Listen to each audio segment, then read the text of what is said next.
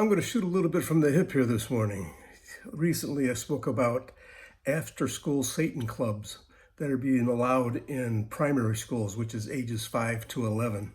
Well, I read a story in the Dallas Morning News that says that Texas lawmakers are working to inject Christianity into the state's public schools through a slate of bills that are being considered in the Texas legislature.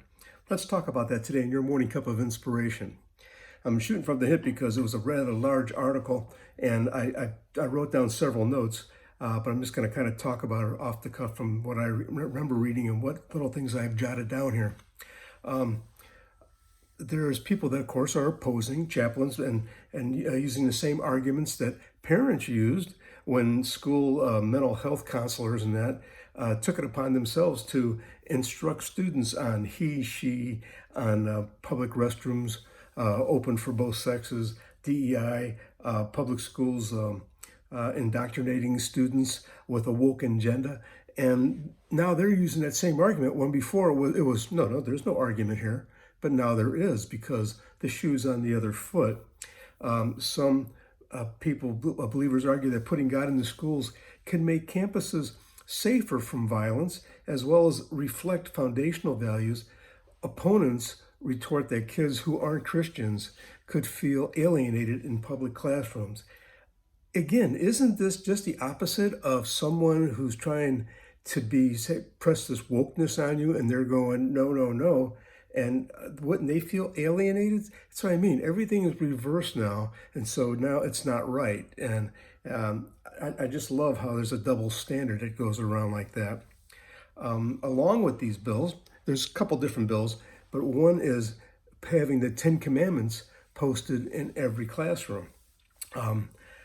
There's other ones that say they want to talk about prayer in classrooms and time for Bible reading, because there's a lot of different bills. But the main one is that they want to put chaplains in places in the school too. Texas is already suffering from a lack of qualified licensed counselors that they can put in there. So this would actually be a benefit to add a chaplain to there as well that kids can go talk to when they have questions. You see what's going on in the schools. My question is, why would it hurt? What's the difference? It can't get any worse, can it? Or can it possibly get worse than what it is now with all that's going on in the schools? Why not give this a chance? Why not turn back to Jesus one more time and give this a shot? One person said, when they see the 10 Commandments, the first thing they're going to see is, I'm the Lord thy God. No one should have any other gods before me. Okay, but there's also, thou shalt not steal, thou shalt not kill. What about adultery and fornication? Honor thy mother and thy father. These are laws that were presented for years and years and years and years. I mean, they were up in the courtrooms and that. It's something to live by. It's a guideline. It's not just say laws. They're not rules. There's a guideline.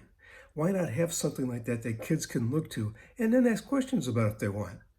Even the school says that what if they start going to them? Are they gonna? It's going to be religious service? No, it has nothing to do with that. And if it comes down to it, then they would instruct. They'll call the parents, say your children has questions. State Representative Matt Krause told the Sectional Education Committee, we think there could be a restoration of faith in America.